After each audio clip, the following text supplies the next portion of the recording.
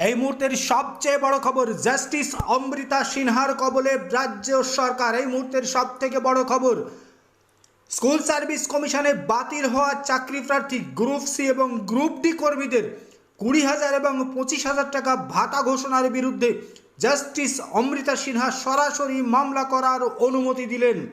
আজ বঞ্চিত চাকরি প্রার্থীদের একটি অংশ কলকাতা হাইকোর্টে জাস্টিস অমৃতা সিনহার এজলাসে মামলা করার অনুমতি চান। রাজ্য সরকার অনৈতিকভাবে গ্রুপ সি এবং গ্রুপ ডি কর্মীদের ভাতা দিচ্ছে, এই অভিযোগে তারা মামলা দায়ের করতে গেলে জাস্টিস অমৃতা সিনহা সঙ্গে সঙ্গে এই মামলা দায়েরের অনুমতি দেন এবং বলেন এটা অত্যন্ত গুরুত্বপূর্ণ বিষয়, দ্রুত আমরা এর শুনানি করব। এই মুহূর্তের সব থেকে বড় খবর, ভাতা ঘোষণা করেই বড় সড়ো বিপদে পড়ল রাজ্য সরকার।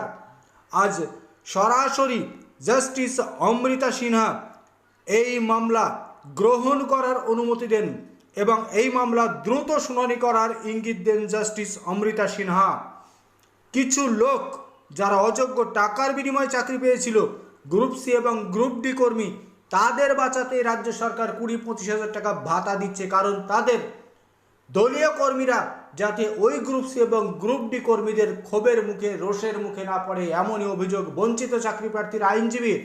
আর তারপরেই জাস্টিস অমৃতা সিনহা সরাসরি বলেন যে এই মামলার গুরুত্ব অনেক, রাজ্য কোষাগার থেকে এইভাবে টাকা দেওয়া যায় কিনা সেটা বিবেচনা করে দেখার জন্য এই মামলার দ্রুত শুনানি করার অনুমতি দিলেন জাস্টিস অমৃতা সিনহা।